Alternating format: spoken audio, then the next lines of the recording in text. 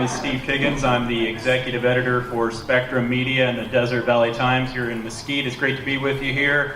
For our candidate press forum, we are going to talk Mesquite City Council, the Virgin Valley Water District, and also the Mesquite mayoral race tonight. We are live streaming on Let's Talk Nevada. Tonight's forum brought to you by Let's Talk Nevada and the Desert Valley Times. Want to introduce our panelists first, and then I will talk a little bit about our format, and we'll get started. Ladies first, right there in the middle is Lorraine D. Hayes. The S is silent. She's one of the original residents of Sun City. Moved here 9 years ago after Sun City opened. She and her husband Jim moved from Klamath Falls, Oregon. Prior to that, lived on the Big Island and Oahu in Hawaii. She is the membership and events coordinator for Sun City Mesquite. Here closest to me is Lucas Thomas. He's a reporter who wears many hats for us here at the Desert Valley Times in Mesquite. As I shared with y'all last time we were here, Lucas moved here from Maine earlier this year. He had 2 really strong internships in Washington, D.C. before joining us. He's been a great addition to our team, lives right here in Mesquite. And right there on the end is Mr. John Williams. He's one of the principal founders of Let's Talk Nevada that began publishing in May 2013. Prior to moving to Mesquite in 2010, John had a 35-year career in corporate management, during which he served as CEO of 12 companies in 7 industries that included private as well as publicly owned corporations, ranging from small startup companies to some with more than 1,000 employees and operations in 43 states. And thank you all for being here and being on the panel tonight. We appreciate that. All right, our format tonight, we're going to start, of course, with our city council candidates.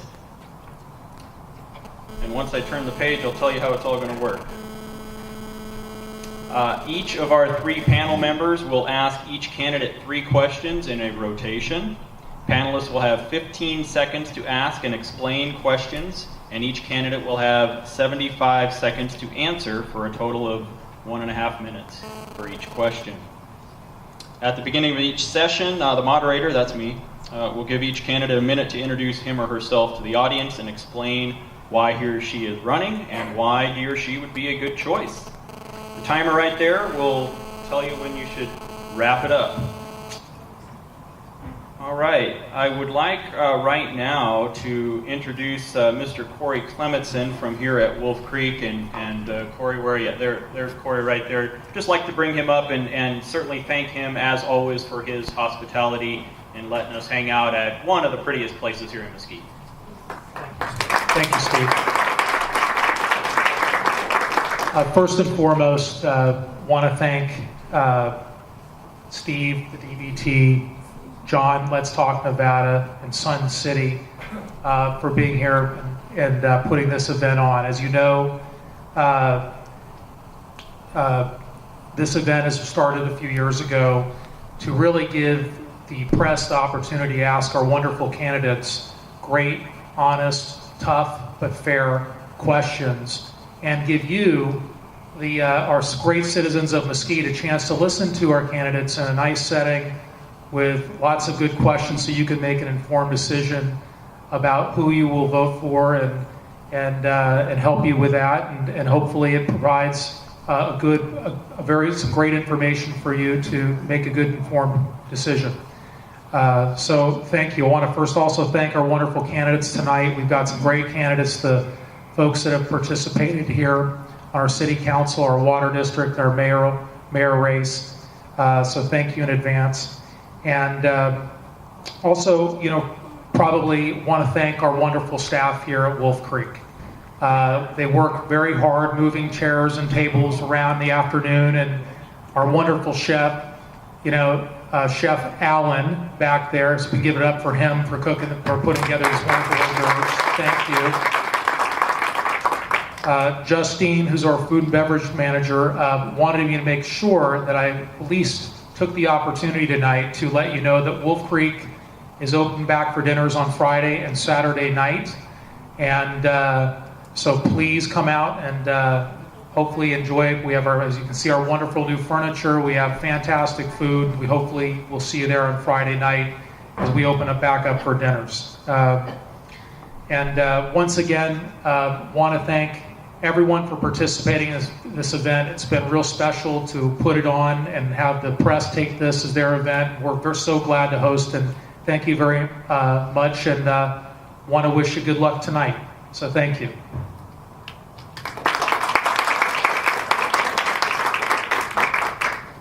Thank you again, Corey. At the beginning here, as we get into questions, we will have a question from Corey for all of the candidates tonight. First, as we get started, we'll go with City Council right here. We have three candidates with us tonight, Mr. Mike Benham, Ms. Cindy Delaney, and Mr. David West. Please welcome them. Mr. Brian Worston had intended to be here tonight and has a family matter that has unfortunately required his attention and was unable to join us. He certainly wishes he could be here. The other two candidates had declined to be here, George Rapson and David Ballwig, who had also had a family situation. As we get started here, I'm going to go ahead and give 1 minute to each of the candidates to introduce themselves, and then we will go ahead and start with questions. We'll start right here with Mr. Benham. My name is Mike Benham. One of the reasons I'm running for City Council is because I think we need some improvement and some more transparency than what we've had. This is a great city. I think we have to be more business friendly. Get good businesses into town and not chase them away, which seems to have been in the past. And I'm not happy about that, and I'm sure you're not. The City Council says that they're low on funds. Well, if we get good businesses to come in town and stay, maybe we can put our revenue back to where it should be. Thank you.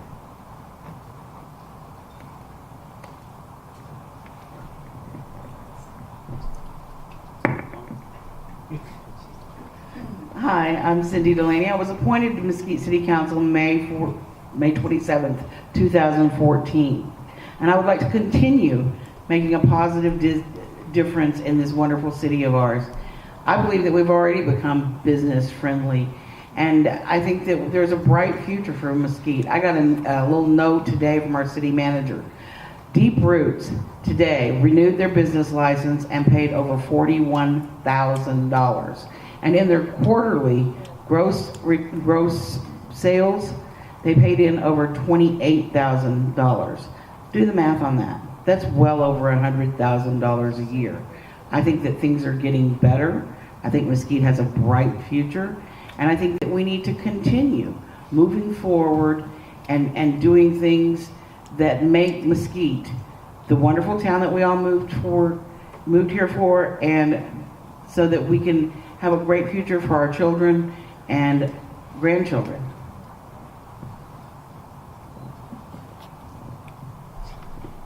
Good evening. I'm Dave West. I'm probably the youngest person running for City Council, and I think that gives me a unique perspective. I look around at our community, and I agree. We're recovering. We're improving. But where we're going to see the greatest growth is our industry and our working class. As a father of 6 children, they are right down the hill here from my home's right down the hill here from Wolf Creek, and I enjoy this community. I love it. But I also want to see my kids be able to have careers that have opportunities here in our community.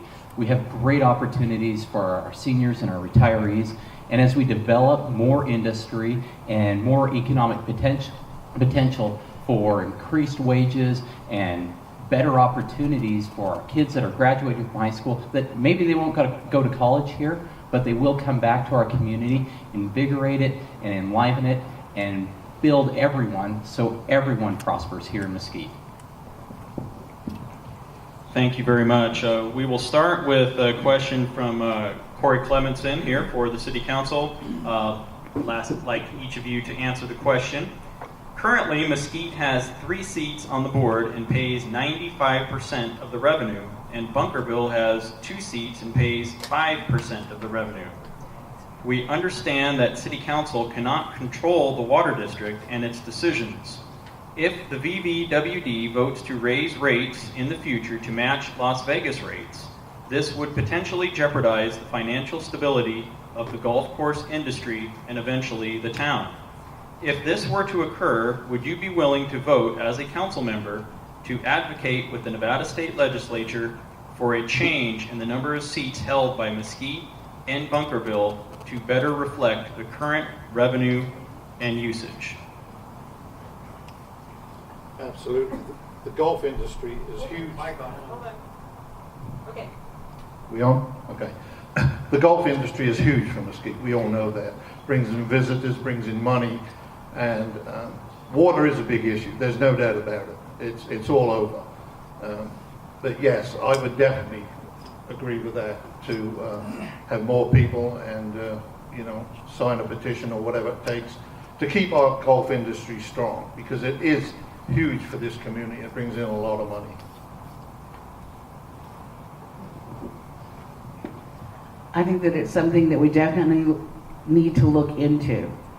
I've just come into some information recently that says that we need to investigate this at a deeper level. I was told, and I want to find out for sure, that Bunkerville just recently started paying for water. So maybe Mesquite's been paying the whole bill for a long time. And I think we need to check into these things a little deeper. And yes, I would be willing to at least look into this. And if we're paying more, and we are representing more of that, of what the Virgin Valley Water District is, then maybe we do need more representation. We shouldn't always just leave things the way they were just because, well, that's the way they've always been.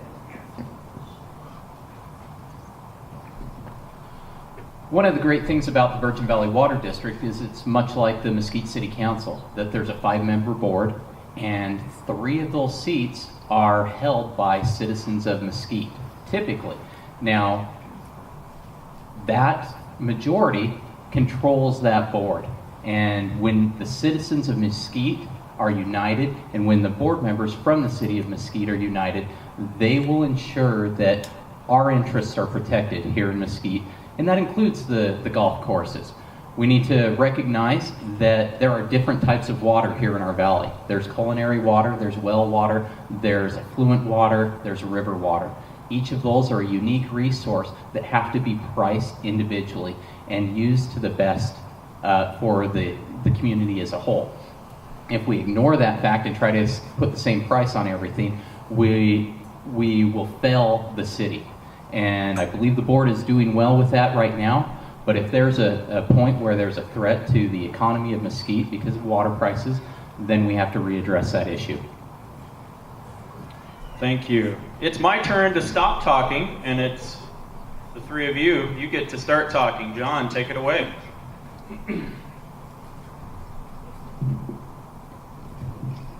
Okay, so my first question will be to Mr. Benham, and we'll kind of go in a rotation here. Mike, the city of Mesquite has had a budget shortfall of approximately $1 million a year for 7 years now, even though it has cut personnel and services to the bone, and we're running low on reserves. The city receives the vast majority of its revenues from the consolidated tax, where all revenues from taxes is sent to the state, who then divides it between municipalities, meaning that the city raises taxes, it would only get 30 to 40% of the money. One of the very few ways for the city to actually get more money is to increase city fees. Indeed, it did so when it granted a license to Deep Roots Medical, and now receives tens of thousands of dollars per quarter from Deep Roots Medical. Realizing the Mesquite cannot continue devouring its now meager cash reserves, Mayor Libman proposed an increased fee on packaged liquor sales in Mesquite to help dig us out of our deficit. But the City Council, led by Councilman Hafen and Rapson, defeated the measure. After hoping to have a balanced budget this year and having those hopes dashed by the settlement with the city employees that everyone with a brain saw coming, the city is once again facing another deficit year, and there are huge storm clouds on the horizon. Would you have supported Littman's proposal if you were elected to the City Council, And if not, what would you propose to balance the city budget? I certainly would support Mayor Lippman. You know, the Lee family said that 3% was too much, but they were willing to pay 1.75. The council said, no, we don't want it. If your boss said to you, I'm going to give you 1.75 raise, how many of you would turn it down? Put your hands up. Thank you, that's what I thought. But that's what your city council did. If we had $1 million worth of sales, that's 175,000, okay? What they wanted to do with that money was to help the police department put more police officers on. Okay, and that I do not understand. That's all I have to say. Thank you.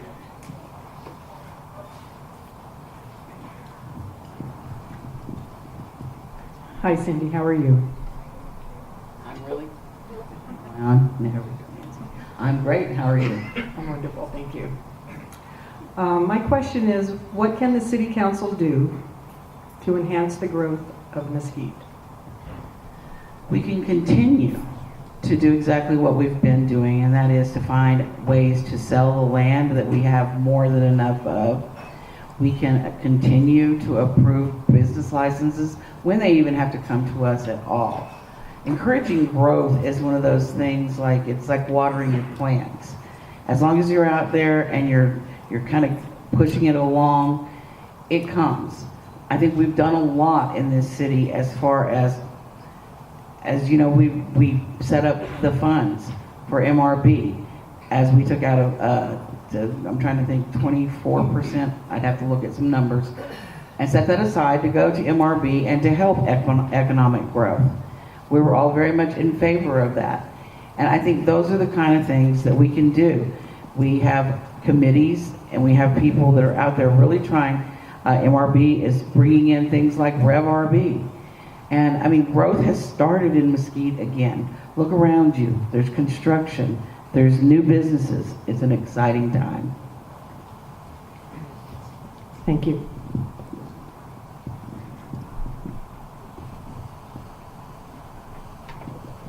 Where's our wireless mic? Over here. Mr. West, how are you? I'm doing good.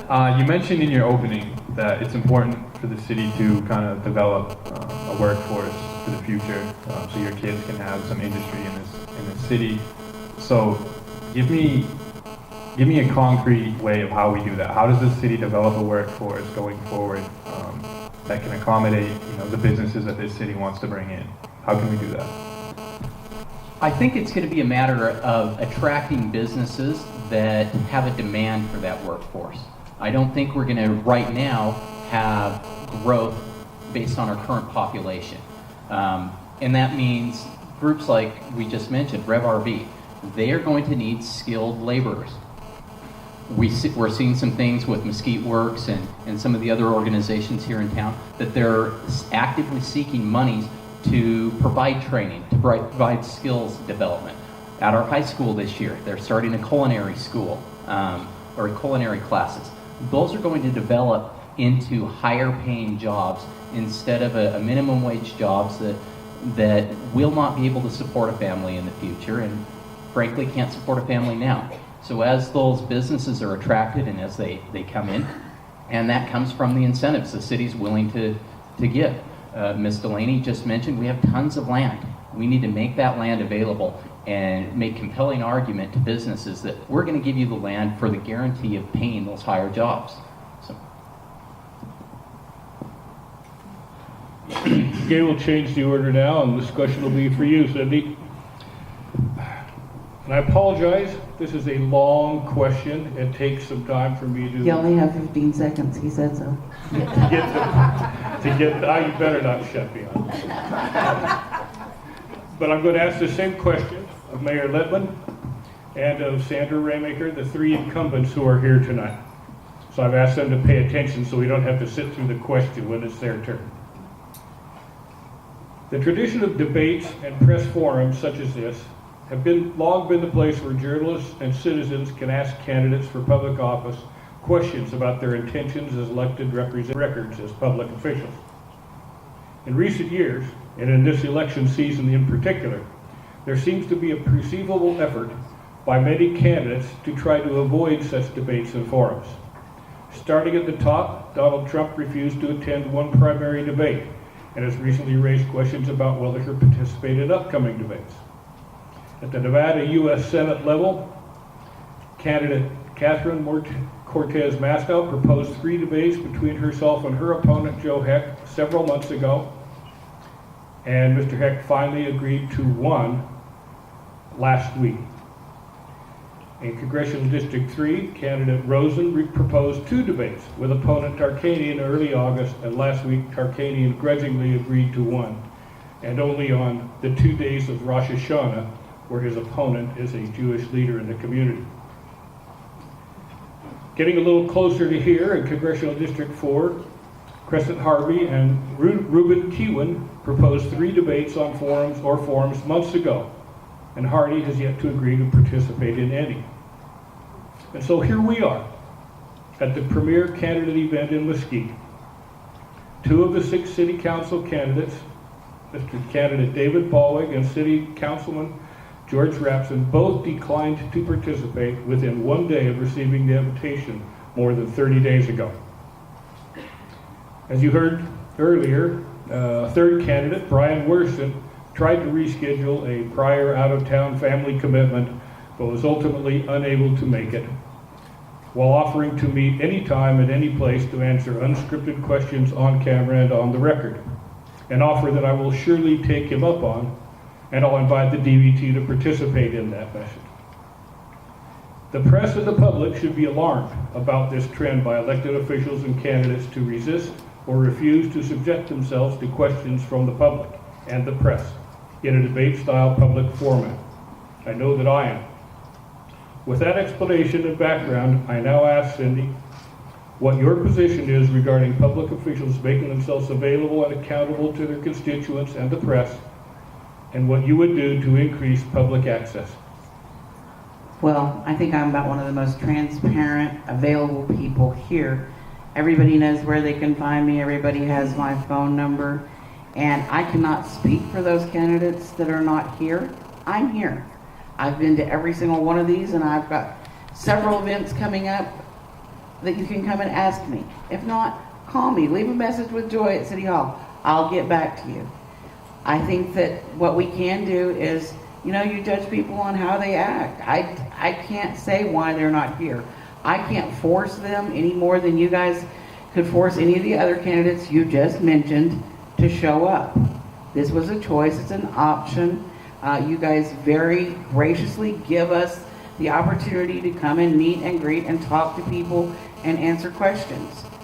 So I think that we should all be available all the time. And I guess I know that I am, and I don't know how to answer it for the others, Mike. Thank you.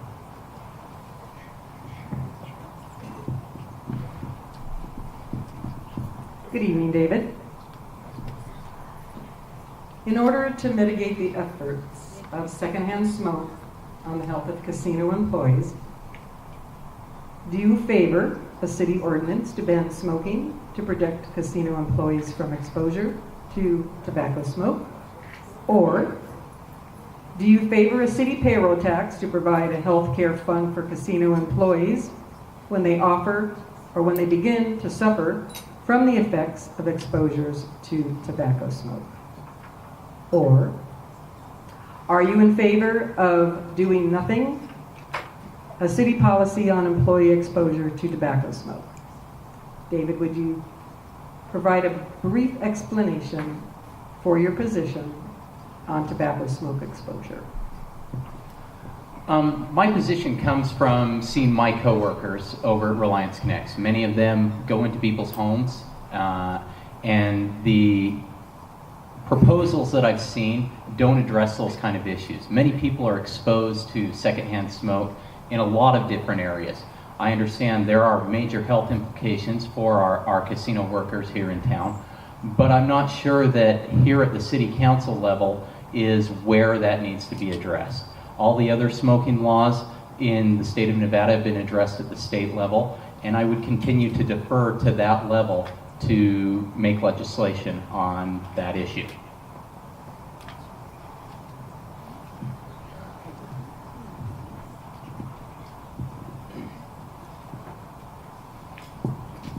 Mr. Benham, I know in speaking with you, excuse me, you've made a priority of your campaign to show that you're more than just a one-issue candidate. So I'll just ask you pretty upfront, if elected to City Council, what are 3 issues that you'll bring light to and you'll try to work on City Council? Well, income is definitely number one. I mean, that's priority. We have to get more businesses to come in to get our revenue up. That's number one. Number 2 is definitely our emergency services need a lot of help. They really do. I know I've been called a one-issue candidate, but the police department gave a class for the CERT members, and they only had a supervisor and 2 police officers on for the whole shift from 6 to 6. And that's just not good enough. The fire department, I stopped by there to pick up something for CERT. They had 1 firefighter EMT in the whole house. Everybody else was gone. That's unacceptable. I'm sorry. The third thing I would like to see is the City Council and the MRB definitely to encourage businesses to come here. We don't want to see anybody leave. We want more people to come to get our revenue up. So that's where I stand on the revenue. Good evening, David. Thank you for being here. I'm glad to be here. As I understand it, if recreational use of marijuana is approved by the citizens of the state of Nevada in November, as polls predict is likely, then Mesquite residents and visitors will be able to get marijuana. So the question will not be whether or not the citizens and visitors will have access to recreational marijuana. It is simply whether or not the city will get any of the revenues generated by the sale of recreational marijuana. Will you support or oppose the sale of recreational marijuana in Mesquite? That's a great question. First of all, anybody that wants to get marijuana can get it right now. I think anybody would agree with that. And in discussions with our police forces, they're saying that any of their drug crimes, anything, narcotics of any form, there's also marijuana there. So I have great concerns about that. As far as recreational, if it's approved in the state, that doesn't necessarily mean we have to approve it here in the city of Mesquite. Grateful for polling and voting records that show local approval. Now, the reason I bring that up is because we have a great business. On Saturday, I got to go tour the new Rising Star Casino. Rising Star Hotel. And over there, they're going to be attracting young families. They say you marry who you date. And those young families are often wealthy families that have businesses, that own businesses, that make decisions on where businesses are located. I would rather cater to those groups than to the marijuana industry that's going to be catered to in Las Vegas and available there in Las Vegas. We don't have to compete with Las Vegas on every issue in every way. Just as a follow-up to that, it is my understanding that recreational marijuana is approved in the state. Mesquite will not be able to outlaw it. Mesquite will only have the opportunity to not allow a sales facility in Mesquite. But it's not that far outside of Mesquite before you're outside of Mesquite. I've thought of that issue. It's going to be quite a ways, though, where somebody can find the necessary power, utility, water services to set up a shop, at least all the way down to Overton, and I don't think they're going to do it down there. And so it'll probably be down to Las Vegas before that type of facility is available, which will help crime issues that have been prevalent in Colorado. We're seeing issues about increased hospital visits, ER visits, where young children are being exposed to edibles that are not properly marked and properly constrained. So those things are all concerns to me as a young father and a person that's concerned about the youth in our community.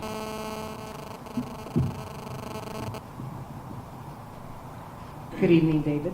Mike, excuse me. What are the 3 most important things done by the city? And would you speak about one of them? I think the city in the past, since I've been here, and I've only been here for 6 years, especially the last 3 years with the MRB bringing huge industry into the city, like the RV place that's coming. That's going to be huge income. There's no doubt about it. And the jobs are going to be great. They're going to be high-paying jobs because they're going to need plumbers, they're going to need electricians, they're going to need body workers, and to work on RVs. And especially the company who's coming here, they're not a cheap outfit. They make the best RVs in the country. You're talking about $500,000 to $1 million units. And for them to come here, and from what I understand, they're going to start off with 20 to 40 bays and have, good mechanics there. And that's a great thing for the city of Mesquite. I really do. And I think that they're the type of businesses that we can have in Mesquite where we can get our high school kids. They're not all going to be doctors and lawyers. They can work with their hands. And if these companies can do an apprenticeship for these kids and they stay there, it's going to be huge for us.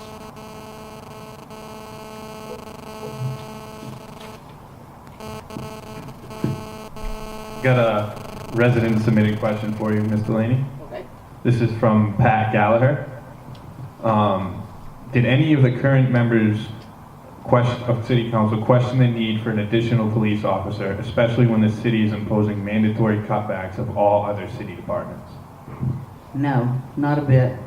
When I moved here in 2005, we were 13,000 people. Today, we're just about to be certified at 19,000, with an increase of over 6,000 residents over the last 12 years. And then, come on, let's face it, on any given weekend, we've got anywhere from 2,000 to 15,000 extra people in this town. We are grossly understaffed in both fire and police, and I would hope that we could find a way to rectify that in the future. We've, as businesses grow with the truck stop and with Rev RV and Deep Roots and some of these other things, I'm hoping that we can get back up to full capacity like we were from 2005 to 2007. Great. Back to you, Mike, as we continue our rotation.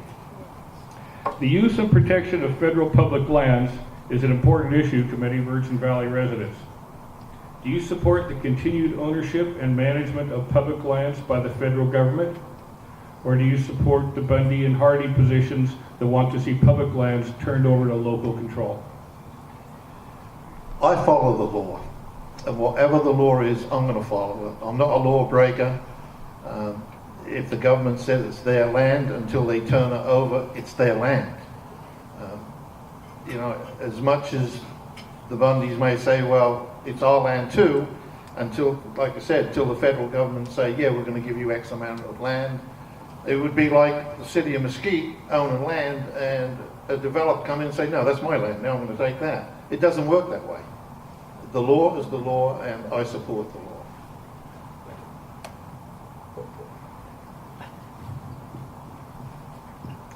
Cindy, one single issue in Sun City Mesquite is the intersection we have at Falcon Ridge Parkway and Flat Top Mesa. Sun City Mesquite has 1,193 homes to date and over 2,000 residents. In the past, we have had a four-way stop, but many years ago the signs were removed. Has there been any talk about installing a possible stoplight in that particular intersection? At Flat Top and Falcon Ridge? Yes. I know that we got some letters from some people. I do know that Mr. Tanner went out, and both Mr. Tanners, both our police chief and our public works guy went out, and they did the speed tests and all that kind of stuff. I don't remember there ever being, I'm not saying there wasn't, I don't remember there being a stop sign at that corner. So no, at this point I don't think there's been a sign of that. They talked about lowering the speed limit was one of the questions we kept getting asked. And I think that Chief Tanner said that the difference was negligible in between how fast you went, and that is a feeder street. It's not an actual residential street. It's supposed to be a feeder street like Pioneer and Mesquite Boulevard. But I have not heard any conversation about a stop sign. It would actually be a stop light that I'm inquiring about. Oh, a stoplight, then the answer would definitely be no. People ask us that. There's a lot of places around town where I think we need a red light. Let's take Pioneer and Grapevine. Let's take Turtleback and is it Pioneer or whatever street goes up over there. There's a lot of places where I think there are. Problem becomes this, and because trust me, I have really torn Billy Tanner's ear up on this one. I'm sitting here looking at Travis. He knows what I'm going to say. If we put in a red light, we take responsibility for it. So then when somebody gets killed at that red light, even though the red light's there, it's the city of Mesquite's responsibility. If we wait until it meets the warrants, meaning enough traffic goes through there and NDOT comes in and says, you need a red light here, then if somebody gets killed, and I know this is a horrible thing to say, because some of those places I'm scared to drive across, Pioneer from Grapevine there. I know that's a terrible thing to say, but we don't want to put that responsibility back on the city of Mesquite. That's the reason why it doesn't go in. Mr. West, get a resident submitted question for you as well, also from Pat Gallagher. Asks, the rec center, which is one of the few family-oriented facilities in the city, which the city operates, recovers approximately 65% of costs through user fees. The ball fields, which are primarily used by folks from outside Mesquite, recovers less than 30% of their costs through user fees. In effect, the residents are subsidizing the out-of-town ball players in the local hotels by paying such a large percentage of the cost of maintaining these facilities. As a candidate, would you look at raising the user fees for the ball fields to bring it more in line with the cost recovery percentage of the rec center? If not, why not? One of the major things that I think is the responsibility of city government is to purchase and maintain amenities, whether they're roads or parks, that benefit all of the community. Our fields that we have that, not always is it a penny for penny on cost versus use. But the turnaround in the economy here is that when we have big tournaments here in town, you can't find a seat in a restaurant. Those employees are working extra hours, they're feeding their families, and it's generating more dollars here in our local economy. So there's trade-offs. And if we want to go and do everything dollar for dollar, then we're going to have to start charging some people on some streets taxes to pay because not many people use their street. And that's just not an effective way of doing business from a city government standpoint. So sometimes we spend a little bit more on things to attract other people and bring in the revenue in other ways. Cindy, your turn.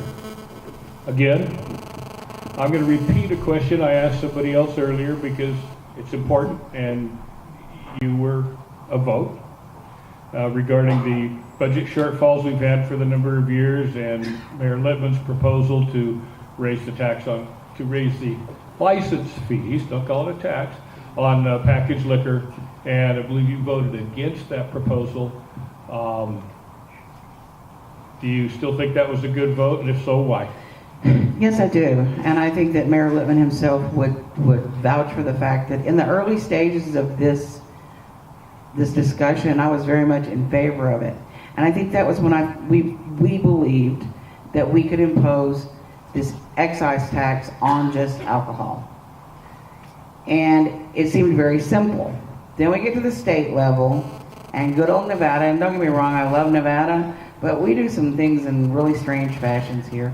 And cities in Nevada cannot add any tax, sales tax, excise tax, anything like that on their own. Just like you mentioned about the, property tax. I'm going to run out of time on this one. But basically, by the time we got all the way through this, it became a very convoluted way. If we could simplify it again and bring it back down, I would be in favor of it. But at this time, it was just going to put an extra stress on all of those businesses, not only Lee's Liquor. We talked to Smith's and Walmart and all of those places. There were going to be layers of things that we're going to have to do to get this fee straightened out. And so, yes, I believe it was still a good idea to not do it at this time. And if you recall, the second part of that question was, what do you propose to balance the city budget? Well, I'm going to either make a lot of people happy or a lot of people unhappy. I really hope that question 2 passes. And I personally believe that because we can't, you said it and everybody knows it, just because something is legal, if it's legal statewide, we can't outlaw the use of recreational marijuana. Why on earth would I want to send people to Las Vegas or even to Moab or anywhere else to buy a product produced right here in Mesquite when we could be making that money off of it? Why would I want to do that?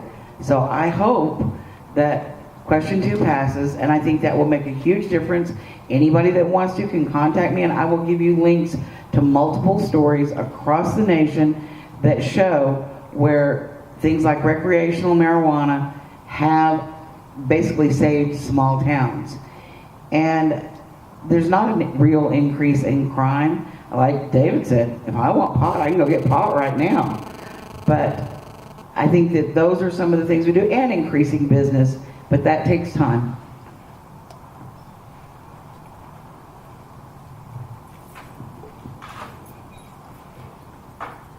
David, what are the 3 most important things done by the city?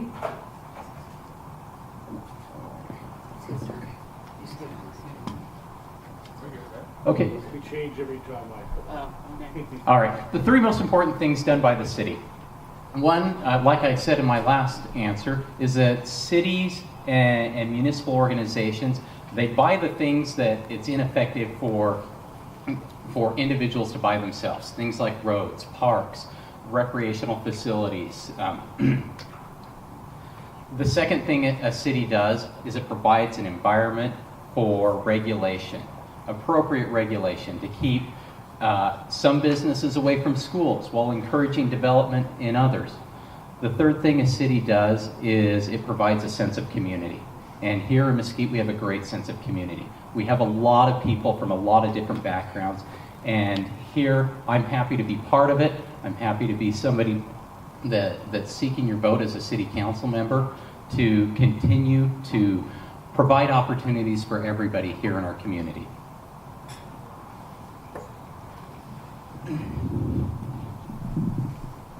Mr. Benham, in your open, you said that a priority that the city should have is to make sure that businesses stay in the city, which is something that the city is battling, obviously, with businesses leaving the city.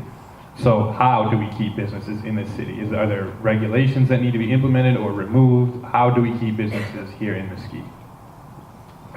Well, it's a double-edged sword, really.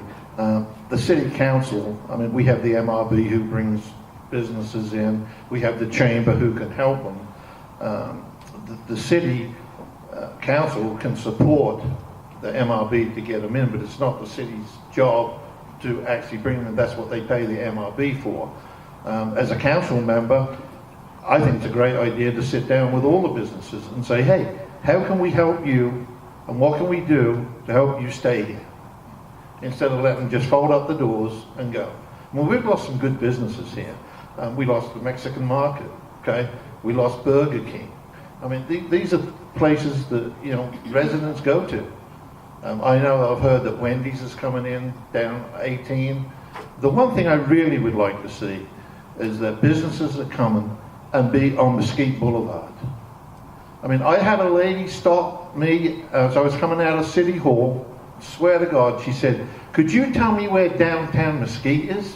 I said, you're here. She went, are you kidding me? This is it? I said, yes, ma'am, this is it. So you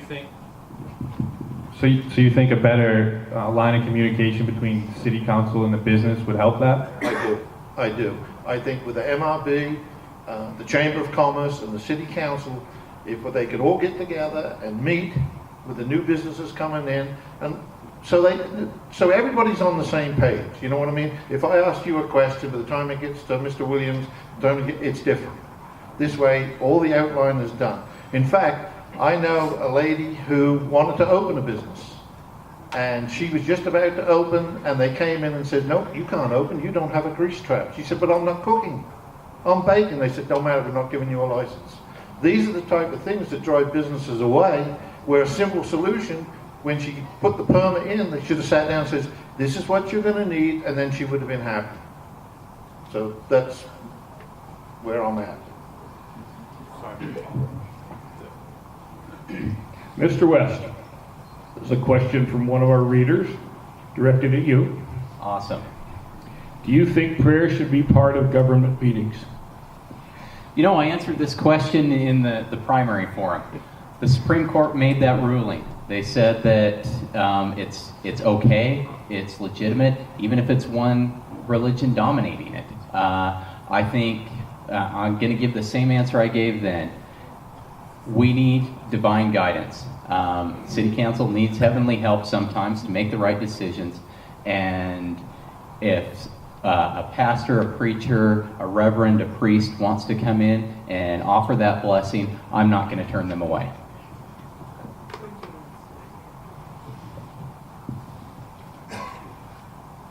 Mike, what should be done to balance the budget? And how would you go about doing that? Well, I think that's going to be a big issue. But I do think with the new businesses coming in, it's really going to help. The city said they balanced the budget, and yet the police department come in and had to do 2 emergency hires.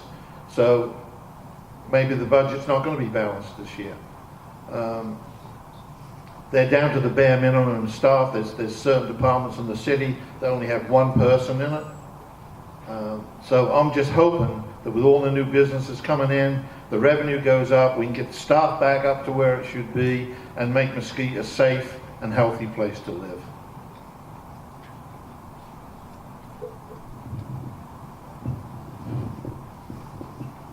This is sentiment raised by a resident as well, Ms. Delaney, and this was a topic of some city council discussion as well. You recall the dog park discussion a few months back. It got pretty testy. Is there any planning currently going on for a new dog park? Again, this is submitted by Joni Blewett.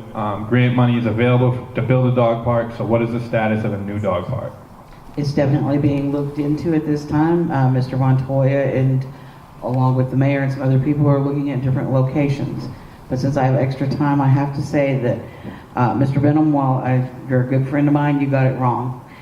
The business that was trying to come in, the city didn't turn them down because of the lack of grease trap. That was the health district. We don't go in and check for grease traps, etc. That's Southern Nevada Health District. All we do is issue a business license, and if they can't open for some of those other things, that's probably the health district or some other state or county, some other agency other than the city of Mesquite. Okay, now we're back on the last rotation, Mike. In the last year, there was a proposed lease of some public lands for fracking in central Utah and Nevada, which could have eventually posed a danger to the basins from which we get our drinking water. The lease auctions were eventually canceled. Are you in favor of fracking in Nevada? Why or why not? And if so, under what circumstances or restrictions? Good question. I'm not really up on that, but my opinion would be that everything has, there's regulations, and sometimes the regulations are too strict, okay? As far as we go back to the water issue, we need it. We really do. Everybody knows that. But there has to be, how should I put it, a panel to look into it, let's put it like that, where they could do all the research and bring all the facts and figures back before I would vote on anything, okay? I'm not just going to vote on it openly, so I would need to see all the figures and the facts before I would vote on anything.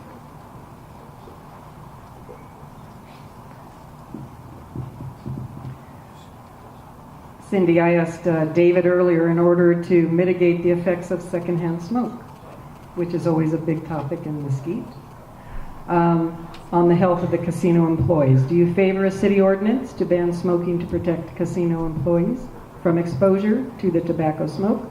Or do you to provide a health care fund for casino employees when they begin to suffer from the effects of the exposure? Or are you in favor of doing nothing? You know, I've done a lot of homework on this very issue, and I tell you what, I wish I had the magic wand. Nobody likes, well, I'm not going to say nobody, because obviously the smokers like cigarette smoke, but most people don't like cigarette smoke. And I wish that we could make that ordinance and it would be just great. But I tell you what, you go look at the state comptrollers of any state or any city that this has happened in. There's anywhere from a 5% to a 20% loss in revenue within the first 2 years. Here in Mesquite, do you know what that means? If they lose as little as 5%, what's going to happen? We're going to have layoffs. Now we have over 2,000 hospitality workers in this city. Tell me which 150 to 200 of your neighbors do you want to not have a job? And that's the reason I'm not in favor of that. Sure, I want clean air, but I can't look at 150 of my friends and neighbors and say, well, now you're going to get laid off because they're not going to recover for a couple of years.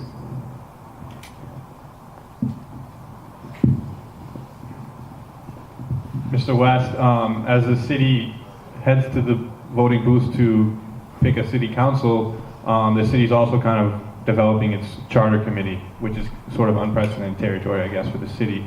So if elected to council, how do you envision working with that charter committee? What responsibilities do you envision them having, and how can city council kind of work with their concerns and work with the charter committee? Well, first of all, I'm very glad that we have professional staff in Mr. Sweeten that wants to take on this huge responsibility. He's very encouraged, and that's one of the beauties of being an elected city council person. You don't have to be an expert in everything. We have an incredible city staff, and we can generally rely on them for good input, for advice on both sides of an issue, and use that when you're up on the dais to make good decisions that benefit everyone. The charter, we have a lot of examples here in Nevada and here in Clark County that we can refer to develop that and make it acceptable to everyone and provide for the future of our city in a very positive and business-friendly and community-friendly way.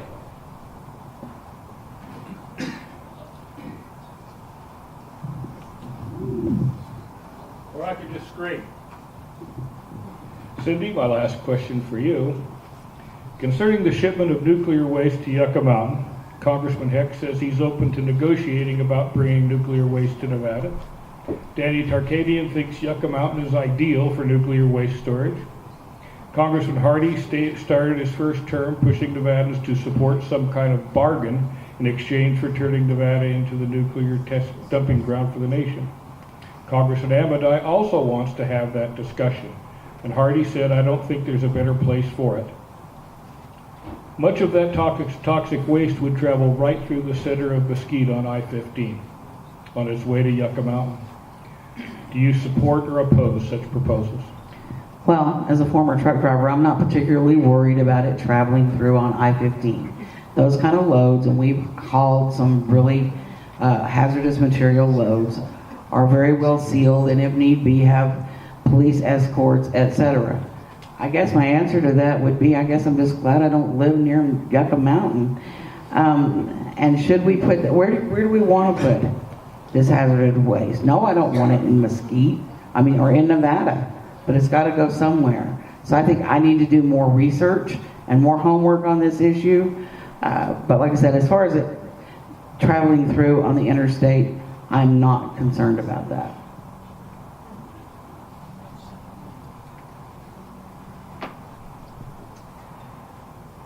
Another issue that came up with some of our Sun City residents is placing security cameras at the entrance of Falcon Ridge Parkway, adjacent to the waterfall. Oh, you didn't say for who?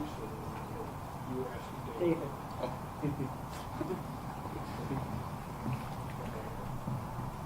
Would you be in favor of monitoring, well, not monitoring with the city council, but would you be in favor of the police department and Sun City Mesquite monitoring and maintaining for security purposes, a video camera? I'm not sure I would see the immediate benefit for constant monitoring. We do have some privacy laws here in the United States, and some, and if not laws, some principles.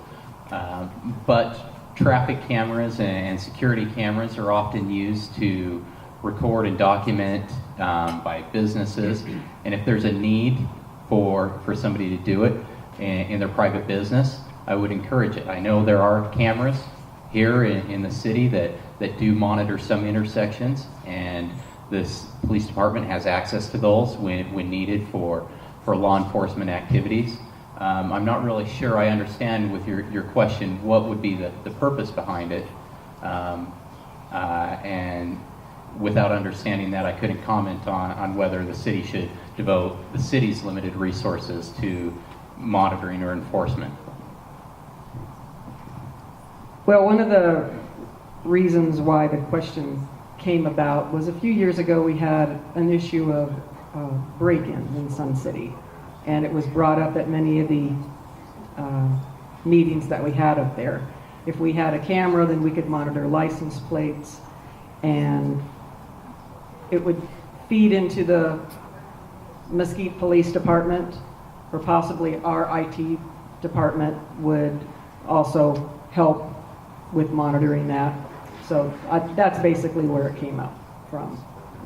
Okay. Like I said, I'm not real familiar with that issue, but I think most people would not be real thrilled with that, knowing that they're being monitored going in and out of specific areas. Obviously, that changes if it sounds like this is an old issue that's not necessarily a problem anymore with, like you said, over 2,000 residents up there. I live in a neighborhood down here where neighbors on both sides are snowbirds, and so they're not there most of the time. And so we keep an eye on our neighbors' homes.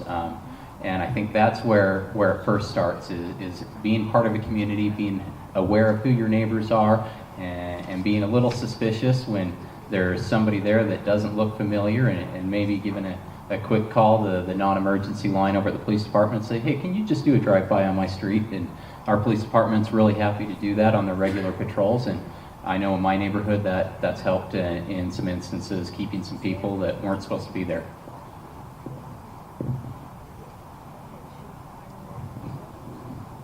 I think I'm the last question, I'm not sure.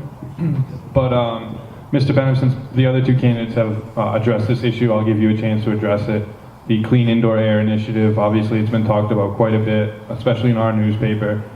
Ms. Delaney just raised concerns over how it would affect business and in turn affect jobs in the city. So considering, the impact that this could have, it's not just about eliminating smoke, it's about jobs, it's about how the businesses will be affected by it. So what's your stance considering those factors on the Clean Indoor Air Initiative? Well, I am for clean air. I think everybody has a right to do what they want in their homes. If the state, it would have to be a state thing anyway. Mesquite council can't do anything about it. But if state law came down and says all casinos are going to be smoke-free, that's going to be the law. And there's nothing we can do about it, because obviously their powers are higher than ours. If you look at Colorado, you look at Maryland, they're all smoke-free and they seem to be doing very well. It's not as if the casinos are going to roll up the doors and leave. Nobody wants to see anybody get laid off. I think that if you look at the casinos today, yeah, there's smoking in there, but I don't think there's as much smoke in there today than when I came here 6 years ago. I can tell the difference. Because I was a smoker, now I'm a non-smoker. So I guess us non-smokers who used to be smokers sort of can tell. I'll just follow up. You made a point to say that it's important to keep businesses in the city. Absolutely. If this is something that, casinos have shut down in this city before. We've had casinos leave the city. So if this is something that would start, adversely affecting those casinos, would that change your position at all? No.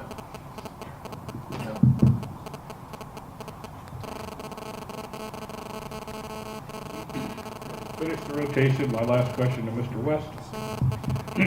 This is a question from a reader. What is your position regarding the proposals by some Western states? I turned it off. There you go. What is your position regarding the proposals by some Western states organizations that seek to transfer of public federal lands to the states? I think this one's a very simple one. It all comes back to a matter of funding. Nevada itself doesn't have the financial resources to maintain those lands if they were blanket transferred. Obviously, I think there should be some provisions for different lands to be transferred to state when there's a demonstrated use for them. That they might be, the BLM controls a lot of land here in our state, and particularly in the areas surrounding Mesquite. And sometimes those lands, that control is really good because it's preserving beautiful scenic areas for future generations. But in a lot of other areas, the land's just sitting there and it's not useful. Our sports and events complex is a great example of where some BLM land was transferred and it's been put to beneficial public use. And the city now is control of that, and we use it we brought in some great events and we use it frequently for tournaments and lots of other sports activities. So when there's a beneficial use and there is funding for a state to manage it, we should use it, and we should have opportunity to do so.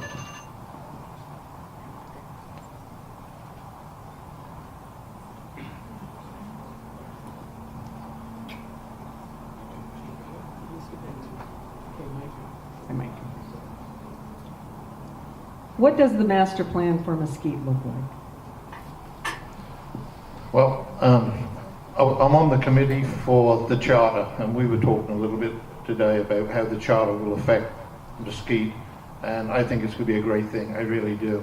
Right now we're governed under the 266. Maybe we can get away for a little bit with that. I think the future of Mesquite is really bright. I really do. Like I said, with the RV place coming in, Wendy's, maybe this could be a hotel down there, the truck stop. That's all revenue, and it's great revenue. And those are the type of places where our emergency services don't have to go because they're not going to be needed that much there. It's not like, no disrespect, but Sun City, and you're over 55. I'm over 55 in my community too. And but I'm serious. I mean, we're the ones who going to need the emergency service. It's not going to be the high school, So yeah, I moved to Mesquite because I found Mesquite by accident, and that's the best accident I've ever had in my life, believe it or not. I love this place. That's why I volunteer. I do the soccer for the kids. I've done the parade of lights. I'm the director of the emergency response team. So I see a great future for Mesquite. I really do. Ms. Delaney, I will ask you a question I asked Mr. West. How will you envision yourself working with the charter committee, and what role do you think they'll have in decisions made by city council? How will that dynamic work? Well, I'm hoping that we have a really good charter committee this time. We had people that worked diligently last time, and they had some things that people didn't agree with. And since I'm not on the charter committee, they're going to bring back suggestions to us, and they're working to create this charter right now. What I'm hoping is that as they bring this forward, that we can all come to some agreement on it. They found some things about trying to figure out why it didn't work before. Since this was attempted before, why didn't it get through?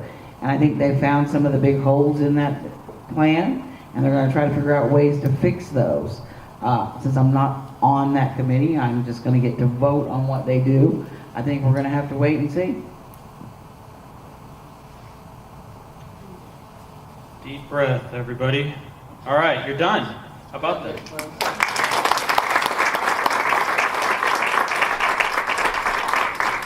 Thank you to each of you for being here tonight. Again, Mike Benham right here moved to Mesquite 6 years ago, has been active in the community. He mentioned volunteer director for the CERT program, Parade of Lights, Santa Claus. You've done all those things here in town.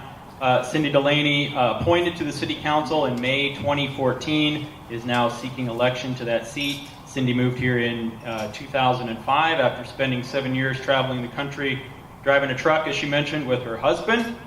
And David West there at the end, best known in the community, of course, for all the volunteer work with the local youth organizations. David works at Reliance Connects. Thank you to all three of you for being here tonight. We appreciate it. We will now turn our attention